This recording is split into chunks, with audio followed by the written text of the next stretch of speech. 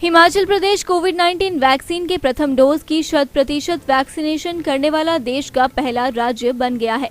प्रधानमंत्री 6 सितंबर को 11 बजे वैक्सीन के 100% लक्ष्य को हासिल करने के लिए वर्चुअल माध्यम से लोगों से जुड़ेंगे तथा लोगों के साथ अपने विचारों को साझा करेंगे।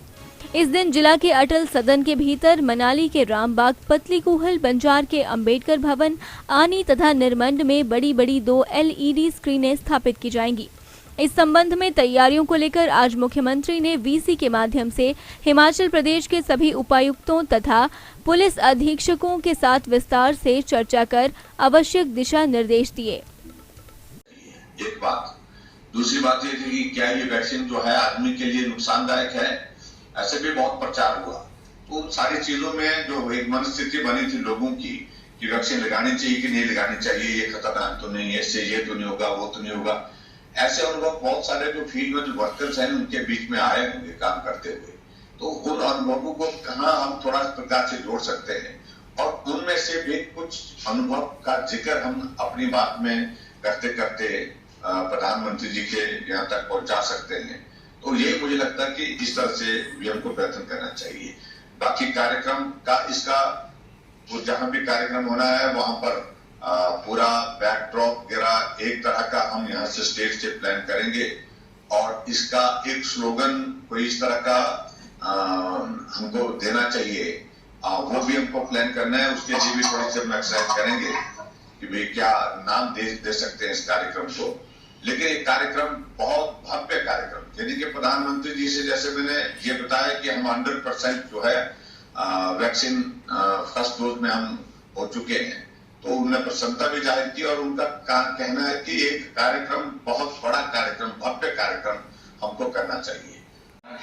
और वहां पे जो लोग छूट गए थे उनको मोटिवेट करके वैक्सीन लगवाई। मैं सभी डिप्टी कमिश्नर से ये रिक्वेस्ट करना चाहता हूँ कि अभी भी अगर ऐसे कोई पॉकेट्स हैं दूर दराज के, चाहे वो बड़ा बंगाल हो कांगड़ा का या मनाना था कुल्लू के डीसी साहब के पास, तो काइंडली ऐसी जगहों पे फोकस करिए, क्योंकि इस पूरी एक्सरसाइज में ये एहसास हो, ये भाव हो कि हम हर घर तक पहुंच गए।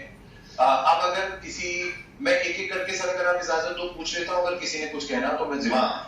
आशुतोष, तुम्हें कुछ कहना है? आप इसे शुरू करते हैं क्योंकि आप कल बनाना हो क्या है। जी सर, तो इंटरेक्ट करें और उसमें हम प्लान कर लें कि भी कैटेगरी जो करनी होगी, एक कोई एक नौजवान एज का और एक तो हम थोड़ा सा ज्यादा सीनियर सिटीजन में, और ऐसे में दूसरे जो हमारे जो हेल्थ केयर वर्कर जो पर्टिकुलरली इस अभियान में लगे हुए थे, जो वैक्सीन के इस कार्यक्रम में लगे थे, उनके अनुभव, जिन अनुभवों को लेकर के पूरे देश भर में भी और जगह भी उनके जिक्र हों। जैसे कुछ जगह इस प्रकार से कि भी कठिन परिस्थितियों में जाकर के पैदल चल करके वहां पर पहुंचना, और भी बहुत सारी चीजें जो हमको जो जानकारी के रूप में जो 2-4 चीजें मिली हैं, हमारे पास आई हैं। इस तरह के अनुभव वाले लोग जो है वो अपना एक्सप्लेन करें, और वो कौन कौन हेल्थ वर्कर्स हो सकते हैं, पर्टिकुलर उसमें फीमेल हेल्थ वर्कर्स ही होंगी मुझे लगता है, स्टाफ ये जो और नर्सेज होंगी, या फिर हमारे फार्मासिस्ट भी लगे,